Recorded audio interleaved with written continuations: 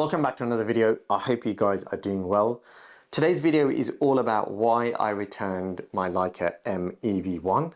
But I'm going to give you a little bit of a backstory on it. First of all, there are a couple of videos on the channel which you can go and watch. There's an unboxing video, and then there's my first impressions video going out and about shooting with it. And overall, the Leica M EV1 was really a lovely camera, and I had a lovely experience shooting with it. But there was a few reasons as to why I returned it. But before I talk about that, I want to kind of take you back in the past and talk about my journey through Fujifilm and why I moved to the Leica M EV1 and why I thought it was the right move for me at the time, and then why I've returned it. So I've always shot Fujifilm because I love the cameras, I love the creative look in both photo and video, it was just a brand that really resonated with me and my style of shooting. So you've got the XH2 here, which I do all of my client shoots with, and I've got a Fujifilm XPro 3, which I will talk about in a little while. And I've also got a GFX 100 II here, which is a large format camera. Now, when I shot with Fujifilm, obviously they are all APS-C size cameras. So I always felt like, am I losing out by not having a full frame sensor? But then when I discovered the GFX line, I felt like all my questions were answered, because not only was I getting a large sensor to give me that kind of flexibility and depth of field and image quality, I was also getting to keep film simulations and the Fuji creative aspect. So I ditched my Canon cameras, which I used alongside my Fujifilm cameras, and I just kept everything Fujifilm. I had the APS-C lineup and I had the GFX camera, and I was shooting at the time with the GFX 100 II. I think I had a GFX 100 RF at the same time. And I was overly happy with Fujifilm. There was no reason for me to buy a camera from a different brand, apart from the fact that I have a bit of a struggle with my fingers and my joints. I have a partial disability, which means that using my fingers, especially when carrying large cameras, can become really difficult. And I've started to struggle with the GFX 100. It was big, bulky, and the Mitakon 65, amazing lens, but it was really heavy. And I just found that even though I loved the images coming out of that camera, I felt like carrying it around became a bit of a pain. And I wanted to use a camera that would still give me that inspiration to shoot, would still kind of inspire me to be creative, but at the same time give me image quality whilst being in a smaller body. Now, I've always looked at the Leica cameras because they have obviously a very iconic design. They have the rangefinder, and people who shoot photo only will typically buy a Leica M camera. And I always felt like, you know, maybe that's the camera for me, maybe that's what I should buy. But I never ever wanted to subscribe to the rangefinder system, because I felt like it would limit me if I was to do a client shoot in low light. I didn't want to be stuck trying to focus with a rangefinder. I didn't know if I was going to be able to, you know, work quickly with it. And so I never ever really did. But when Leica dropped the M EV1, I felt like that was the perfect time for me to buy a Leica camera, because I was going to get an EVF in the camera, so I could quickly preview my images and preview my exposure and focus using like highlight peaking and things like that.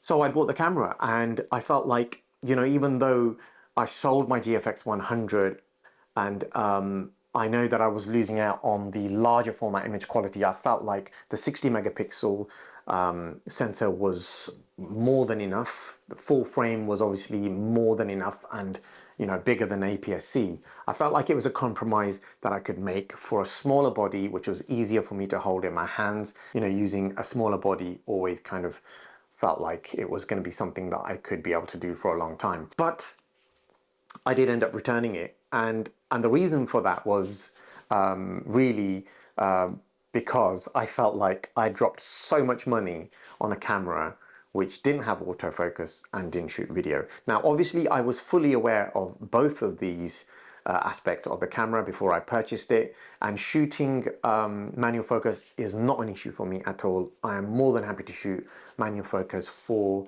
client work even, and for my personal work. And actually, I just prefer to shoot manual when I'm doing my personal work. So that, when I purchased the camera, wasn't an issue. And I had the XH2 and the XH2S for video work. So I just felt like, yeah, it's great, I can do it.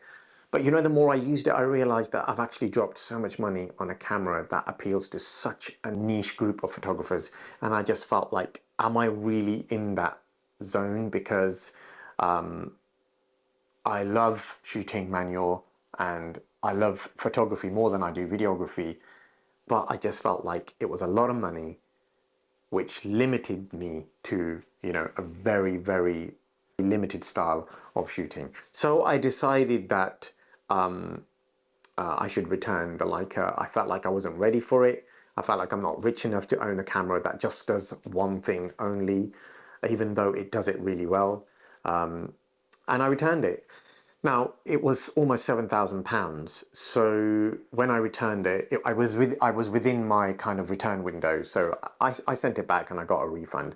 But at the same time, I was also looking around online to see what else I could buy, because I still wanted a camera which was compact enough but would give me, you know, excellent image quality, because I love the idea of having all of that clarity that's coming out of medium format or large format cameras.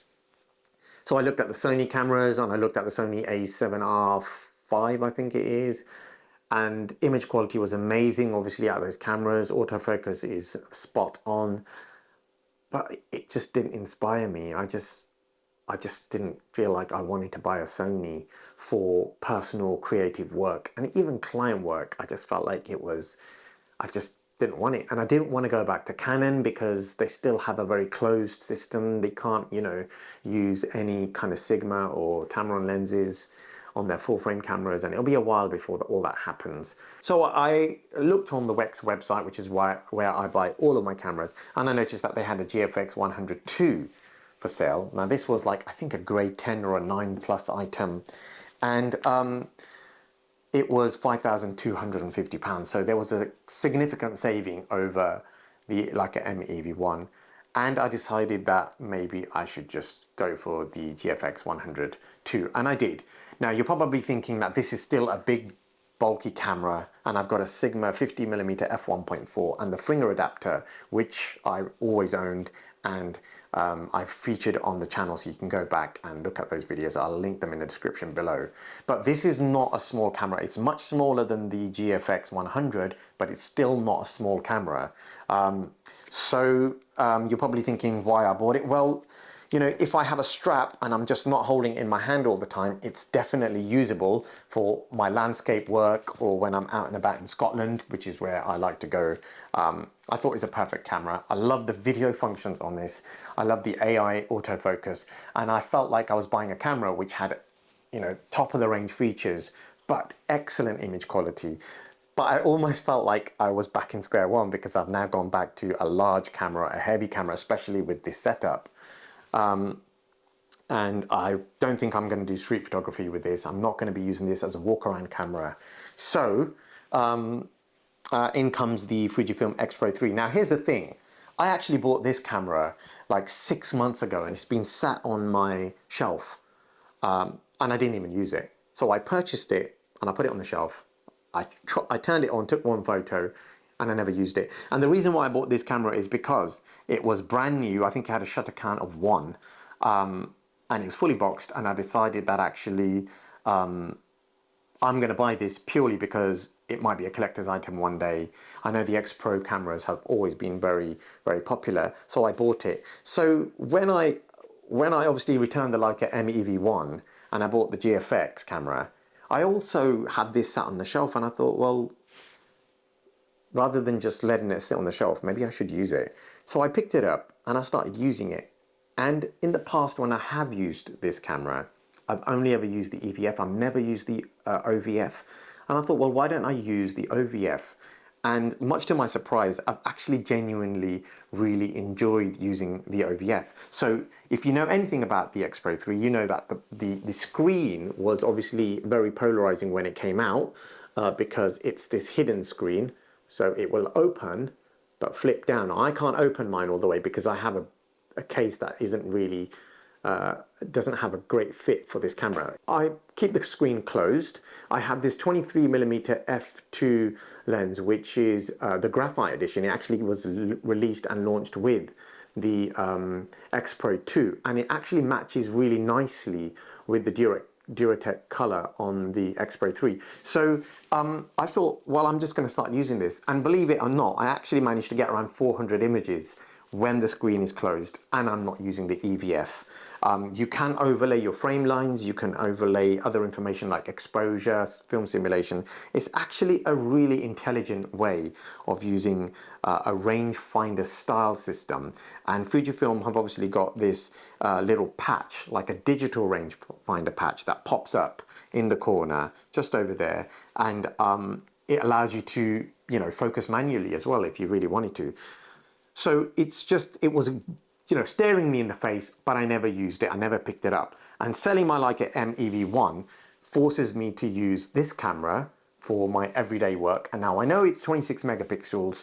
I know it doesn't have the 40 megapixel sensor. I know it's APS-C, but for my walk around photography, it's perfectly fine. The 23f2 is a sharp enough lens. And for photos that are going on Instagram, I just felt like this was more than enough. I felt like I could settle with this, and it is not a heavy camera, you know. And I've got this strap, so I put it around my neck. It's not heavy to use. It doesn't bother me with my hands or my fingers, and I just felt like this was the perfect kind of street photography. Not that I do a lot of street, but you know, walk around, family, fun, creative type of photography. It absolutely worked for me. So it was staring me in the face. I never used it. And now I've started using it, and I'm really, really enjoying it. I'm enjoying the fact that it's got an EVF, it's got an OVF, it's got a screen, it's got all the film simulations that I could want. And I just felt like it's a perfect compromise for me. So selling the Leica M EV1 forced me to pick this camera up, but also gave me the option of buying the GFX 100 II, which is obviously an upgrade from the original GFX 100 that I had. And that is if I want to go out and do any landscape work or anything where I want real kind of detail in my images, because the sensor on this camera is incredible. And obviously if I want anything with a bit faster autofocus, or I need a backup camera with my XH2S, I decided that, you know, the XH2 was a camera that I was going to keep. I'm not going to sell this camera. It is perfect for any other type of photography. If I do events, or any client shoots, you know, I think the XH2 is more than enough, especially when you pair it with this lens by Sigma. This is the Sigma 17-40 f1.8, which is a really, really nice lens, and it works so well with this. So, you know, I kind of went round a long circle for no reason, and I came back to buying the M EV1. And I'm not embarrassed about it, because we're human beings and we make impulsive decisions. And I made an impulsive decision, even though the reason behind moving to Leica was a genuine reason for me. Perhaps I should have looked at the GFX 100 first before I moved on to the Leica M EV1. And that's not to say that the Leica M EV1 is a bad camera. It was an awesome camera to use. I loved the ergonomics. I loved the way it felt. I loved the images that it took. I had a Voigtlander 40mm f1.2 lens, which actually gives me a very, very similar look to the 50mm f1.4. If you do the conversion, this becomes a 40mm f1.1. So it's very close to the f1.2 from the Voigtlander, but obviously you have the larger sensor, you get the 4:3 aspect ratio, and the f1.1 just gives you that little bit more light and that little bit more depth to be really creative. So I'm really happy that I did go back to the GFX lineup. But the Leica M EV1 was really a spectacular camera, and if you're still looking to buy one, I still think it's a great camera. And if you pair it with the 40mm f1.2 by Voigtlander, you're going to get some incredible images with that. So I'm not knocking that camera. I'm just talking to you about why I went full circle and why I've ended up back with my Fujifilm cameras. But hey, that's just the way it is. We live in a market and a world where we have choice, we have impulse, and we have credit cards. So we can buy gear and, you know, enjoy life. So there it is. That's what I wanted to talk about. I hope you enjoyed this video. People who followed me because I use Fujifilm cameras are probably happy that I've come back, and I think inside I feel really satisfied that I have come back as well. But anyway, as always, your thoughts, your comments, your questions are really appreciated. Please do leave them in the comment section below, and I will look to answer all of your questions. If you enjoyed this video and you are a Fuji shooter thinking about moving to Leica, and if you found this useful, then please give it a like, maybe subscribe, and I look forward to seeing you all in the next video. Thank you.